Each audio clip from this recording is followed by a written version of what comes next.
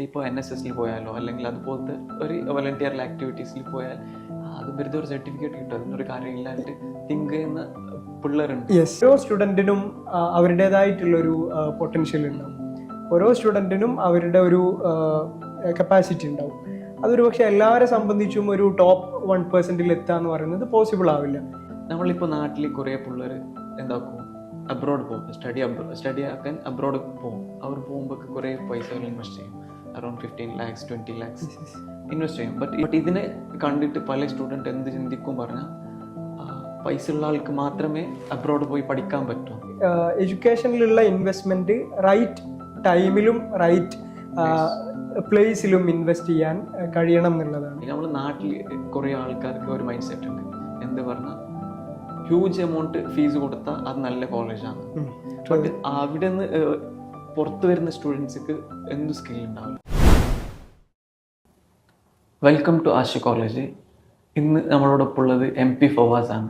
MP Fawaz ഒരു development കൺസൾട്ടൻറ്റും അതുകൂടെ ഒരു എഡ്യൂക്കേഷനിസ്റ്റും കൂടെയാണ്. അപ്പോൾ MP ഫവാസിൻ്റെ ബാക്ക്ഗ്രൗണ്ട് നോക്കുന്നുണ്ടെങ്കിൽ MP ഫവാസ് മറ്റേ ജാമിയ മില്ലിയയിൽ UGയും അതുപോലെ അസീം പ്രേംജിൽ PG ചെയ്ത ആളാണ്. ഇപ്പോൾ ഫവാസ് ഒരു സ്റ്റാർട്ടപ്പ് സ്റ്റാർട്ട് ചെയ്തതിന് അതിൻ്റെ പേരാണ് 1% അബ്രോഡ്. അപ്പോൾ ഇതിനെക്കുറിച്ച് ഫവാസിന് എന്ത് പറയാനുള്ളത്? Okay, hi, first of all ഈ ഒരു ടോക്കിന് ഇൻവൈറ്റ് ചെയ്തതിന് താങ്ക്സ് എ ലോട്ട്. പിന്നെ ഇപ്പോൾ 1% അബ്രോഡിനെ കുറിച്ച് ചോദിക്കുന്ന സമയത്ത് അധികം ആളുകളും ഡൗട്ടായിട്ട് ചോദിക്കാറുള്ളതാണ്, what is this 1% abroad? There is some significance about its name itself. അപ്പോൾ അതിൻ്റെ ഒരു പ്രത്യേകത എന്ന് പറയുന്നത്, അല്ലെങ്കിൽ 1% അബ്രോഡിൻ്റെ ഒരു തീം എന്ന് പറയുന്നത് B among the top 1% of students who go abroad എന്നുള്ളതാണ്. ഇപ്പോൾ നമ്മുടെ നാട്ടിൽ നമ്മൾ കാണുന്ന ഒരു ട്രെൻഡ് എന്ന് വെച്ച് കഴിഞ്ഞാൽ irrespective of qualifications and irrespective of merit ആളുകൾ അബ്രോഡ് പോകുന്നതാണ്. അപ്പോൾ അബ്രോഡ് ആളുകൾ പോകുന്നതിൻ്റെ പിന്നിൽ പല റീസൺസ് ഉണ്ടാവും. മേ ബി മൈഗ്രേഷൻ ആയിരിക്കാം, ജോബ് ആയിരിക്കാം, അതല്ലെങ്കിൽ സെറ്റിൽമെൻ്റ് ആയിരിക്കാം. പക്ഷെ അതൊക്കെ ഫൈനാണ്. അപ്പോഴും നമ്മൾക്ക് കാണുന്ന ഒരു ഗ്യാപ്പ് എന്താണെന്ന് വെച്ച് കഴിഞ്ഞാൽ, നല്ല മെറിറ്റോറിയസ് ആയിട്ടുള്ള നല്ല മാർക്സ് ഉള്ള ക്വാളിഫൈഡ് ആയ സ്റ്റുഡൻസിന് പോലും അബ്രോഡ് പോകണമെങ്കിൽ നല്ല എക്സ്പെൻസസ് ബെയർ ചെയ്തുകൊണ്ട് മാത്രമേ പോകാൻ കഴിയുന്നുള്ളൂ എന്നുള്ളതാണ്. അതല്ലെങ്കിൽ വളരെ അക്കാഡമിക് ഫോക്കസ്ഡ് ആയി ടോപ്പ് റാങ്കിങ് യൂണിവേഴ്സിറ്റീസ് സ്കോളർഷിപ്പ് പ്രോഗ്രാംസിനൊക്കെ പോകുന്ന സ്റ്റുഡൻസിനുള്ളൊരു ഓറിയൻറ്റേഷൻ അല്ലെങ്കിൽ ഒരു മെൻറ്റർഷിപ്പ് നിലവിൽ നമ്മളുടെ നാട്ടിൽ അവൈലബിൾ അല്ല. അപ്പോൾ ആ ഒരു ഗ്യാപ്പ് ഫില്ല് ചെയ്യുക എന്നുള്ള ഉദ്ദേശത്തിലാണ് 1% നമ്മൾ സ്റ്റാർട്ട് ചെയ്യുന്നത്. യെസ്, അപ്പോൾ ബി എമംഗ് ദ ടോപ്പ് 1% എന്നുള്ളതാണ് അതിൻ്റെ ഒരു ഒന്നാമത്തെ കാര്യം. പിന്നെ മറ്റൊരു കാര്യം എന്ന് വെച്ചാൽ, ഓരോ സ്റ്റുഡൻറ്റിനും അവരുടേതായിട്ടുള്ളൊരു പൊട്ടൻഷ്യൽ ഉണ്ടാവും. ഓരോ സ്റ്റുഡൻറ്റിനും അവരുടെ ഒരു കപ്പാസിറ്റി ഉണ്ടാവും. അതൊരു പക്ഷേ എല്ലാവരെ സംബന്ധിച്ചും ഒരു ടോപ്പ് 1% എത്തുക എന്ന് പറയുന്നത് പോസിബിൾ ആവില്ല. പക്ഷേ നമ്മളിലേക്ക് നോക്കുന്ന സമയത്ത് even though we might not be able to be among the top 1% of global students, but we might be able to achieve our optimum potential. So അങ്ങനെ രണ്ട് മീനിങ്ങിലാണ് നമ്മൾ ഈ 1% അബ്രോഡിനെ പ്ലേസ് ചെയ്യുന്നത്. ഓക്കെ, ഇതിപ്പോൾ 1% അബ്രോഡിനെ കുറിച്ച് പറഞ്ഞു. ബട്ട് ഇതിനെ നമ്മൾ ജനറലൈസ്ഡ് ആയിട്ട് പറയുന്നതെങ്കിൽ, നമ്മളിപ്പോൾ നാട്ടിൽ കുറേ പിള്ളേർ എന്താക്കും, അബ്രോഡ് പോകും, സ്റ്റഡി ആക്കാൻ അബ്രോഡ് പോകും. അവർ പോകുമ്പോൾ കുറേ പൈസകൾ ഇൻവെസ്റ്റ് ചെയ്യും, അറൗണ്ട് 15 lakhs 20 lakhs ഇൻവെസ്റ്റ് ചെയ്യും. ബട്ട് ഇതിനെ കണ്ടിട്ട് പല സ്റ്റുഡൻറ്റ് എന്ത് ചിന്തിക്കും പറഞ്ഞാൽ പൈസ ഉള്ള ആൾക്ക് മാത്രമേ അബ്രോഡ് പോയി പഠിക്കാൻ പറ്റൂ. അപ്പോൾ ഈ ഫിനാൻഷ്യലി ആയിട്ട് ബാക്ക്ഗ്രൗണ്ട് ഉള്ള ആൾക്കാർ, ബാക്ക്വേർഡ് ഉള്ള ആൾക്കാർ എന്ത് ചെയ്യും, ഇതിനെ കുറിച്ച് ചിന്തിക്കുകയില്ല. അപ്പോൾ അതിനെ കുറിച്ചിട്ട് അതൊരു ഇമ്പോർട്ടൻ്റ് ആയിട്ടുള്ള ഒരു കാര്യമാണ്. അതായത് നമ്മൾ ആക്ച്വലി അഡ്രസ്സ് ചെയ്യാൻ ശ്രമിക്കുന്നതും ആ ഒരു കാര്യം തന്നെയാണ്. ഒബ്വിയസ്ലി നല്ല ഫിനാൻസ് ഉള്ള ആളുകൾക്ക്, ബജറ്റുള്ള ആളുകൾക്ക് അബ്രോഡ് പോവാം. അവർക്ക് കിട്ടുന്ന ഓപ്പർച്യൂണിറ്റീസ് ഒക്കെ അവർക്ക് എക്സ്പ്ലോർ ചെയ്യാൻ പറ്റും. അത്തരം കാര്യങ്ങളൊക്കെ ചെയ്യാം.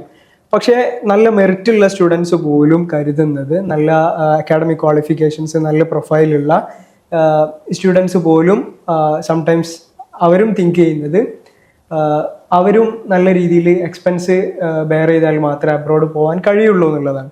സോ ആ ഒരു ഗ്യാപ്പാണ് നമ്മൾ അഡ്രസ്സ് ചെയ്യുന്നതും. അപ്പോൾ നല്ല മെറിറ്റുള്ള സ്റ്റുഡൻസിന്, നല്ല പ്രൊഫൈലുള്ള സ്റ്റുഡൻസിന്, നല്ല അക്കാഡമിക് സ്കോഴ്സും എക്സ്ട്രാ കരിക്കുലർ ആക്ടിവിറ്റീസും അച്ചീവ്മെൻറ്റ്സും ഒക്കെ ഉള്ള ആളുകളെ സംബന്ധിച്ച് അവർക്ക് സ്കോളർഷിപ്പ് പ്രോഗ്രാംസ് ഉണ്ട്, ഒരുപാട് പ്രസ്റ്റീജിയസ് സ്കോളർഷിപ്സ് ഉണ്ട്.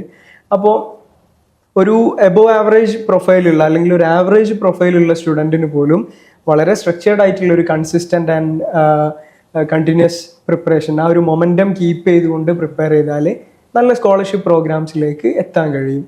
സോ ആ സൊല്യൂഷനാണ് നമ്മൾ പ്രൊവൈഡ് ചെയ്യുന്നത്. ബട്ട് ഇവിടെ നമ്മൾ നോക്കുന്നുണ്ടെങ്കിൽ മറ്റേ ഈ ബാക്ക്വേർഡ്, ഫൈനാൻഷ്യലി ബാക്ക്വേർഡ് ആയിട്ടുള്ള ആൾക്കാർ ഇതിനെ ചിന്തിക്കില്ല. മീൻസ് അവിടെ പോകണമെങ്കിൽ ഇത്ര പൈസ വേണം. Yes, absolutely. ഇപ്പോൾ ഫൈനാൻഷ്യലി ബാക്ക്വേർഡ് ആയ ആളുകളെ സംബന്ധിച്ച് അവർക്ക് മെറിറ്റ് ഉണ്ടെങ്കിൽ, അവർക്ക് നല്ല സ്കോർ ഉണ്ടെങ്കിൽ, അവർ പ്രിപ്പയർ ചെയ്യാനും അവർ പഠിക്കാൻ തയ്യാറാണെങ്കിൽ definitely they can go for free. They can achieve some fully funded scholarships and all.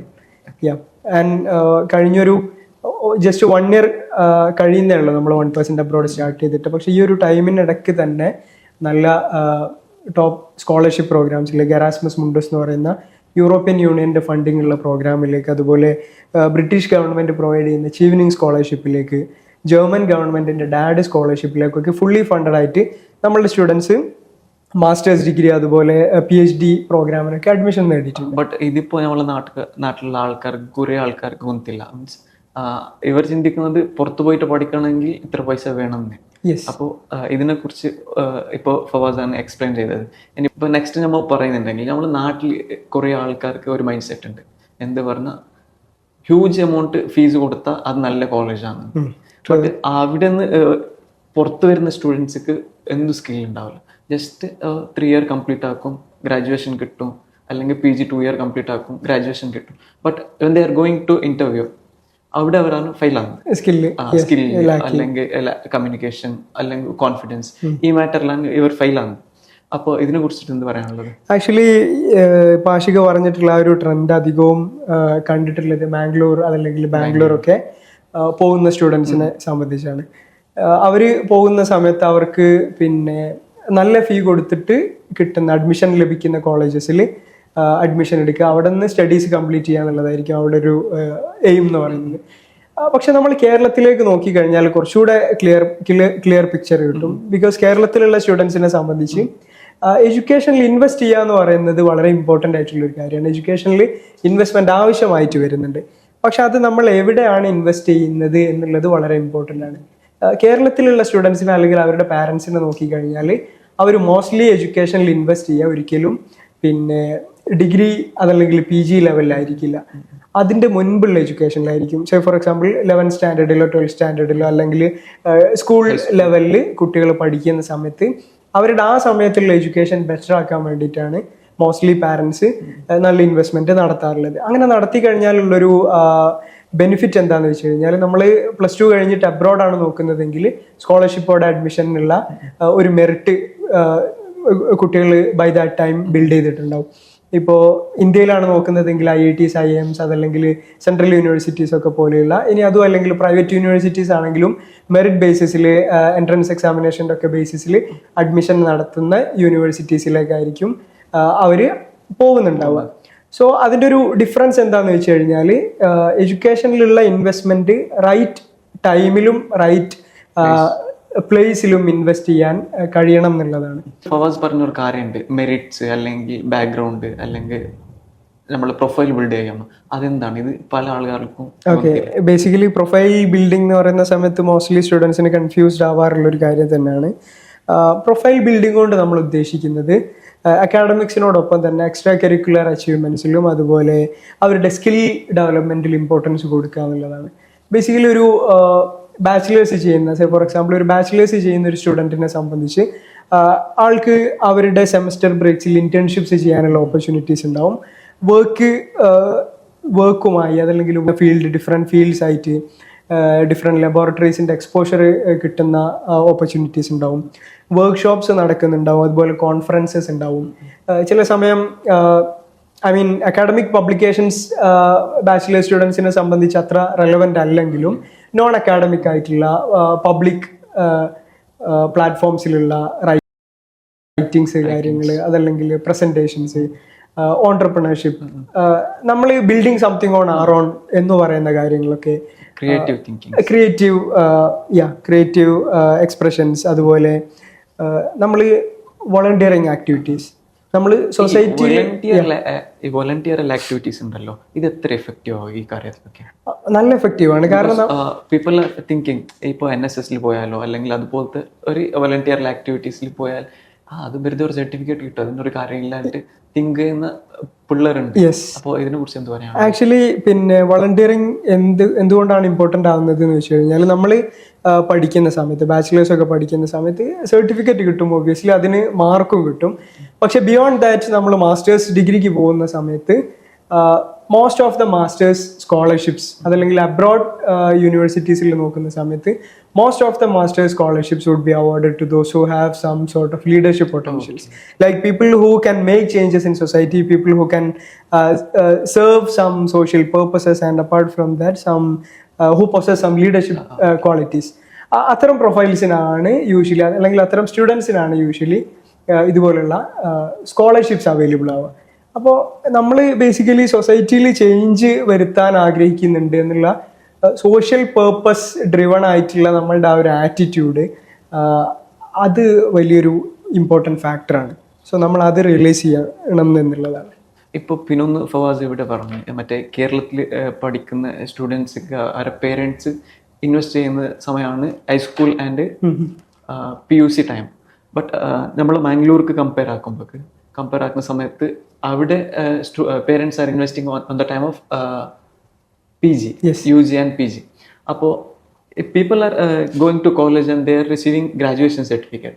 But after that ഇവർ കോളേജിൽ നിന്ന് പുറത്ത് വരുമ്പോൾ ഇവർക്ക് സ്കിൽ ഉണ്ടാകുന്നില്ല, കമ്മ്യൂണിക്കേഷൻ സ്കിൽ ഉണ്ടാകുന്നില്ല, അതല്ലാതെ ടെക്കോ അല്ലെ പല സ്കിൽസ് അതൊന്നും ഉണ്ടാകുന്നില്ല. അപ്പോൾ ഇവരെന്താക്കൂ, പല ഇൻ്റർവ്യൂസ് അറ്റൻഡ് ചെയ്യും, അതിൽ ഇവർക്ക് കോൺഫിഡൻസോട് കൂടി ഇൻ്റർവ്യൂ കൊടുക്കാൻ പറ്റില്ല. അപ്പോൾ അന്നേരത്ത് ഇവരെന്നിരിക്കും നമ്മൾ പഠിച്ചതൊക്കെ വേസ്റ്റ് എന്നിരിക്കും. എന്നിട്ട് ഇവരെന്താക്കും, ഒരു റെസ്ട്രിക്റ്റഡ് ഏരിയ കണ്ടെത്തും, ആ റെസ്ട്രിക്റ്റഡ് ഏരിയാസിൽ ഇവരെന്താക്കും അവർ മൈൻഡ് സെറ്റിനെ ബോർഡർ ലൈൻ കീപ്പ് ചെയ്ത് അതിൻ്റെ ഉള്ളിൽ വർക്കാക്കാൻ സ്റ്റാർട്ടാക്കും. സോ ഇപ്പോൾ ഇവിടെ നമ്മൾ നോക്കുന്നത്, ഇപ്പോൾ കേരളത്തിൽ ഏത് ഏരിയയിൽ പോയാലും പല ആളുകളുണ്ട്. ഇപ്പോൾ ജർമ്മൻ പോയാലുണ്ട്, ഫിൻലാൻഡ് പോയാലുണ്ട്, ഇംഗ്ലണ്ട് പോയാലുണ്ട്, അതല്ലാതെ ഇപ്പുറത്തെ ചീനയും ഉസ്ബെക്കും ഏത് കൺട്രീസ് പോയാലും മലയാളീസ് ഉണ്ട്. ബട്ട് നമ്മളെ നാട്ടിലേക്ക് കമ്പയർ ആക്കുമ്പോൾ മീൻ മംഗളൂരു, ബംഗളൂരു, നമ്മൾ കർണാടക, സൗത്ത് കർണാടക കമ്പയർ ആക്കുമ്പോൾ അവിടുത്തെ ആൾക്കാർ ദേ ആർ റെസ്ട്രിക്റ്റഡ്, ലിമിറ്റഡ്, ഒരു ബൗണ്ടറി ലൈൻ കീപ്പ് ചെയ്യും, അതിൻ്റെ ഉള്ളിൽ ഇരുന്നിട്ട് പണിയെടുക്കും. അപ്പോൾ ഇവരെ പോപ്പപ്പ് ചെയ്യാനുള്ള ഇപ്പോൾ നമ്മൾ മലയാളീസിൻ്റെ ഒരു മൈൻഡ് സെറ്റ് യൂസ് ആക്കിയിട്ട് എങ്ങനെ പോപ്പപ്പ് ആക്കാം, അതെന്ത് പറയാം? Okay, actually the thing is നമ്മൾ ഇത് പറയുന്ന സമയത്ത് ഒരുപാട് കാര്യങ്ങൾ ഡിസ്കസ് ചെയ്യാണ്ട്. മെയിൻലി രണ്ട് കാര്യങ്ങളാണ്. നമ്മൾ കേരളത്തിലുള്ള ഒരു എഡ്യൂക്കേഷൻ സിസ്റ്റം എന്ന് പറയുന്നത് പോളിസി വൈസ് തന്നെ നോക്കുന്ന സമയത്ത് അതും കർണാടകയിൽ ഉള്ള എഡ്യൂക്കേഷൻ സിസ്റ്റവും തമ്മിൽ നല്ല ഡിഫറൻസ് ഉണ്ട്. കേരളത്തിൽ പബ്ലിക് എഡ്യൂക്കേഷനാണ് കൂടുതൽ ഇമ്പോർട്ടൻസ് ഉള്ളത്. കർണാടകയിൽ പക്ഷേ പ്രൈവറ്റ് എഡ്യൂക്കേഷൻ ആയിരിക്കും ഇമ്പോർട്ടൻസ് ഉള്ളത്. ആ ഇമ്പോർട്ടൻസ് കാരണമാണ് ആളുകൾ എന്ത് ചെയ്യുന്നത്, ഹ്യൂജ് എമൗണ്ട് സ്പെൻഡ് ചെയ്യേണ്ടി വരുന്നത്. ആ സ്പെൻഡ് ചെയ്യാന്ന് പറയുന്നത് റൈറ്റ് ആയിട്ടുള്ള യൂണിവേഴ്സിറ്റീസിലും റൈറ്റ് ആയ കോഴ്സസിലുമാണ് സ്പെൻഡ് ചെയ്യുന്നതെങ്കിൽ ഇഫ് ദേ ക്യാൻ സ്പെൻഡ്, അത് വലിയൊരു പ്രോബ്ലം ഉള്ള കാര്യമല്ല. പക്ഷേ കേരളത്തിൻ്റെ ഒരു രംഗം നോക്കിക്കഴിഞ്ഞാൽ, കേരളത്തിലേക്ക് നോക്കുന്ന സമയത്ത് പാരൻസ് അധികവും ഫോക്കസ് ചെയ്യുന്നത് ഗവൺമെൻറ് സീറ്റ്സ് ലഭിക്കാൻ വേണ്ടിയിട്ടാണ്. കാരണം ഇവിടെ പബ്ലിക് എഡ്യൂക്കേഷൻ എന്ന് പറയുന്നത്, പബ്ലിക് എഡ്യൂക്കേഷനും ഹയർ എഡ്യൂക്കേഷൻ എന്ന് പറയുന്നത് ഗവൺമെൻറ് ഇൻസ്റ്റിറ്റ്യൂഷൻസിനാണ് കൂടുതൽ ഫോക്കസ് നൽകുന്നത്. സോ അതുകൊണ്ട് പിന്നെ ബേസിക്കലി ആ ഒരു വളരെ ഫണ്ടമെൻ്റൽ ആയിട്ടുള്ള ഡിഫറൻസ് രണ്ട് സ്ഥലത്തിൻ്റെ എഡ്യൂക്കേഷൻ സിസ്റ്റവും തമ്മിലുണ്ട്, ഒന്നാമത്തെ കാര്യം. പക്ഷെ വീണ്ടും നമ്മൾ കർണാടകയിലേക്ക് വരുന്ന സമയത്ത് ആളുകൾക്ക് സ്പെൻഡ് ചെയ്യാനുള്ള കപ്പാസിറ്റി ഉണ്ടെങ്കിൽ, അതല്ലെങ്കിൽ നല്ല യൂണിവേഴ്സിറ്റീസിലേക്ക് അവർ സ്പെൻഡ് ചെയ്യുന്നുണ്ടെങ്കിൽ അത് പ്രോബ്ലം ഇല്ല. Actually talking from an individuals perspective അതൊരു പ്രശ്നമുള്ള കാര്യമല്ല. പക്ഷെ നമ്മൾ അവിടെ ശ്രദ്ധിക്കേണ്ടത്, നമ്മൾ അപ്ലൈ ചെയ്യുന്ന അതല്ലെങ്കിൽ നമ്മൾ ഈ സ്പെൻഡ് ചെയ്യുന്ന ഫീസ് കൊടുത്ത് പഠിക്കുന്ന ഇൻസ്റ്റിറ്റ്യൂട്ടുകളുടെ ക്വാളിറ്റി എത്രത്തോളം ഉണ്ട് എന്നുള്ളത് നമ്മൾ അസസ് ചെയ്യുക എന്നുള്ളതാണ്. ബേസിക്കലി അവിടുത്തെ ഫാക്കൽറ്റീസ്, അവിടെയുള്ള ഇൻഫ്രാസ്ട്രക്ചർ, അവിടെയുള്ള പ്ലേസ്മെൻറ്റ്സ്, അവിടെയുള്ള ഫെസിലിറ്റീസ്, സ്കിൽ ഡെവലപ്മെൻറ്റ് സെൻറ്റേഴ്സ് എന്നൊക്കെയുള്ള രീതിയിൽ എത്രത്തോളം ഫെസിലിറ്റീസ് അതല്ലെങ്കിൽ എത്രത്തോളം ഓവറോൾ ക്വാളിറ്റി ഉണ്ട് എന്നുള്ളത് നമ്മൾ നോക്കുക എന്നുള്ളതാണ്. ഇപ്പോൾ കർണാടകയിൽ നോക്കിക്കഴിഞ്ഞാൽ നമുക്ക് പിന്നെ അസിം പ്രേംജി യൂണിവേഴ്സിറ്റി കാണാം, അതുപോലെ ക്രൈസ്റ്റ് യൂണിവേഴ്സിറ്റി കാണാം, പിന്നെ NIT ഉണ്ട്, NIT, അതുപോലെ central university of Karnataka. Yes, അങ്ങനെ ഒരുപാട് universities. Bangalore, IISc. Definitely IIM Bangalore and IISc ആണ് ഇന്ത്യയിലെ ഏറ്റവും top institute. And apart from that മാനേജ്മെന്റിൽ നോക്കുന്ന സമയത്ത് IIM ബാംഗ്ലൂർ ആണ് ഏറ്റവും ടോപ്പ് ഇൻസ്റ്റിറ്റ്യൂട്ട്. അപ്പോൾ irrespective of whether these institutes are private or public, one should always focus on their quality, outcome and their certain parameters. Like അവിടുത്തെ ഒരു quality പാരാമീറ്റേഴ്സിൽ നമ്മൾ focus ചെയ്യാന്നുള്ളതാണ്. But ഇവിടെ ഫവാസ് പറഞ്ഞു മറ്റേ ഫാക്കൽറ്റീനെ നോക്കണം, കോളേജിൽ ജോയിൻ ആകുമ്പോൾ ഫാക്കൽറ്റീനെ നോക്കണം. ഇപ്പോൾ നിങ്ങൾ പഠിച്ചത് ജാമിയ മില്ലിയയിലാണ്, ഇപ്പോൾ one of the top central university എന്ന് പറയാം. അതുപോലെ അത് കഴിഞ്ഞിട്ട് PG ആക്കിയത് കർണാടകയിലുള്ളത് തന്നെ അസീം പ്രേംജിയിലാണ്. അപ്പോൾ ഇവിടെ നിങ്ങൾക്ക് എങ്ങനെ ഫാക്കൽറ്റീൻ്റെ ഒരു ഇമ്പോർട്ടൻസ് മനസ്സിലായത്? ഡെഫിനറ്റ്ലി നമ്മൾ പിന്നെ ഫാക്കൽറ്റിയുടെ ഇമ്പോർട്ടൻസ് എന്ന് വെച്ച് കഴിഞ്ഞാൽ, ഫാക്കൽറ്റീസ് ആർ ലൈക്ക് ആ മെൻറ്റേഴ്സ്, നമ്മളുടെ മെൻറ്റേഴ്സിനെ പോലെയാണ്. അപ്പോൾ അവർ നമ്മളെ മെൻറ്റർ ചെയ്യുന്ന സമയത്ത് അവരുടെ എക്സ്പോഷർ എത്രത്തോളം വലുതാണോ അല്ലെങ്കിൽ എത്രത്തോളം വൈഡാണോ ആ രീതിയിൽ നമ്മൾ എക്സ്പോഷർ കൂടി ബിൽഡ് ആവുന്നുള്ളതാണ്. ഇപ്പോൾ എനിക്ക് പിന്നെ ജാമിയ മില്ലിയയിൽ പഠിക്കുന്ന സമയത്ത് ഒരു സ്പെസിഫിക് കോഴ്സ്, ഇപ്പോൾ സോഷ്യോളജിയിൽ ഒരു കോഴ്സ് എടുത്തിരുന്ന ഒരു ഫാക്കൽറ്റി ഉണ്ടായിരുന്നു. അതിൽ നമ്മൾ it was regarding something urban സോഷ്യോളജിയിൽ നമ്മൾ 4 ഡിഫറെൻറ്റ് ഇൻ്റർനാഷണൽ സിറ്റീസിനെ കുറിച്ചാണ് ഒരു എക്സാമ്പിൾ പറയാൻ ഉണ്ടായിരുന്നത്. അപ്പോൾ ആ സിറ്റീസിൽ 4 സിറ്റീസിലും പോയിട്ടുള്ള, അവിടെ ലിവ് ചെയ്തിട്ടുള്ള, അതുപോലെ അവിടെ പിന്നെ ഡിഫറെൻറ്റ് ലെക്ചേഴ്സ് പ്രൊവൈഡ് ചെയ്തിട്ടുള്ള ഒരു ഫാക്കൽറ്റി ആയിരുന്നു നമുക്ക് ആ ക്ലാസ് പ്രൊവൈഡ് ചെയ്തിരുന്നത്. സോ ബേസിക്കലി ഓരോ സിറ്റിയിലെയും ഒരു socio cultural and economic circumstances, അവിടുത്തെ ഡെയിലി ലൈഫ്, എവറിഡേ ലൈഫൊക്കെ മനസ്സിലാകുന്ന ഒരു ഫാക്കൽറ്റി വന്നിട്ട് നമുക്ക് ക്ലാസ് പറയുന്ന സമയത്ത് will get something beyond text books. Like text ബുക്സിലും നമ്മളുടെ സിലബസിൻ്റെ അകത്തുള്ള കാര്യങ്ങൾക്കും ബിയോണ്ട് ആയിട്ടുള്ള കാര്യങ്ങൾ നമുക്ക് ഡെഫിനറ്റ്ലി കിട്ടും.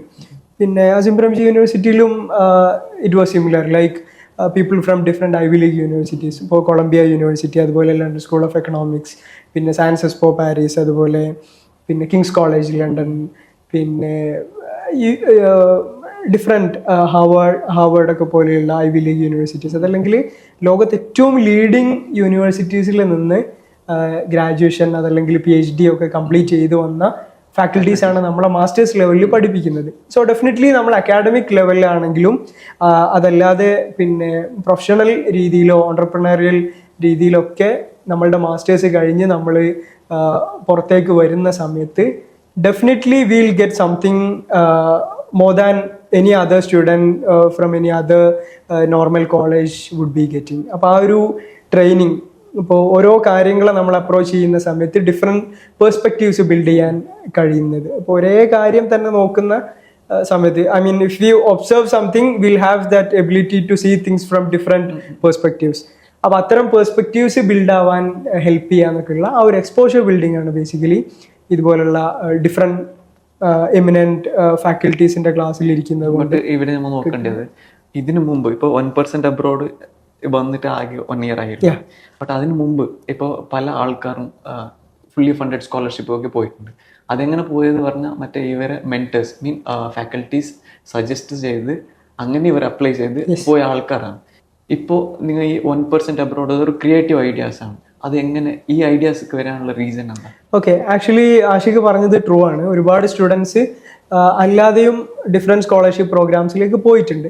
പക്ഷേ നമ്മൾ അത്തരം സ്കോളർഷിപ്പ് പ്രോഗ്രാംസിലേക്ക് പോയ സ്റ്റുഡൻസിനെ നോക്കിക്കഴിഞ്ഞാൽ അവരൊന്നുകിൽ വളരെ പ്രിവിലേജ്ഡ് ആയിട്ടുള്ള ബാക്ക്ഗ്രൗണ്ട്സിൽ നിന്ന് വരുന്ന സ്റ്റുഡൻസ് ആയിരിക്കും.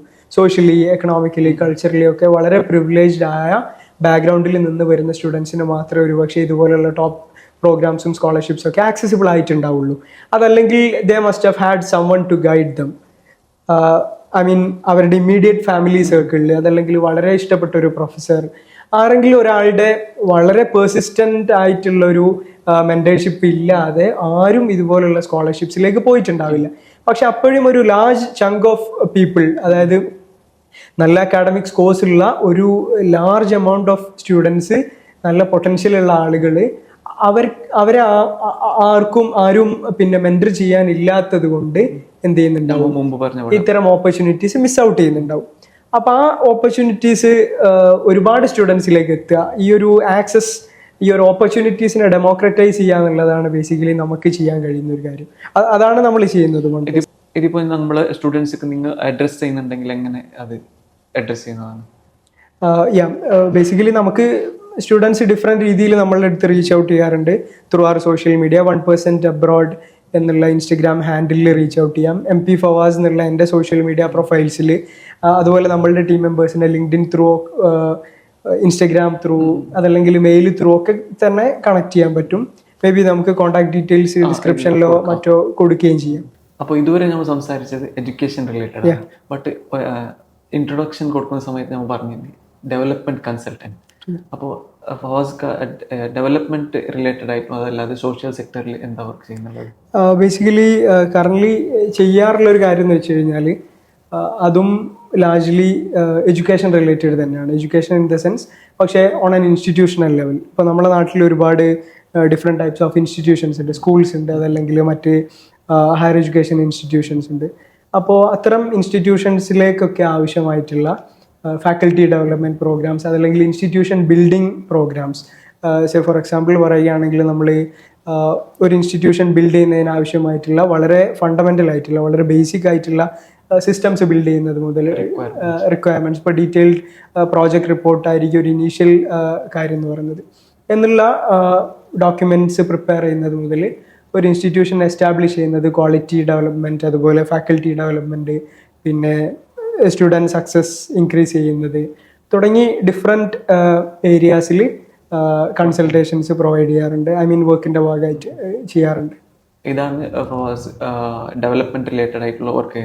Development related. അതിൻ്റെ ഒരു റെലവൻസ് എന്താണെന്ന് ചോദിച്ചു കഴിഞ്ഞാൽ നമ്മുടെ നാട്ടിൽ ഒരുപാട് ഇൻസ്റ്റിറ്റ്യൂഷൻസ് ഉണ്ട്, സ്കൂൾസ് ആവട്ടെ അതല്ലെങ്കിൽ കോളേജസ്, ഒരുപാട് ഇൻസ്റ്റിറ്റ്യൂഷൻസ് ഉണ്ട്. പക്ഷേ നമ്മൾ പലപ്പോഴും ഈവൻ കേരളത്തിലെ സിറ്റുവേഷൻ പോലും നോക്കിക്കഴിഞ്ഞാൽ public education around 10th standard 12th standard വരെ കേരളത്തിൽ one of the best public education in the കൺട്രിയാണ് നമുക്ക് കിട്ടുന്നത്.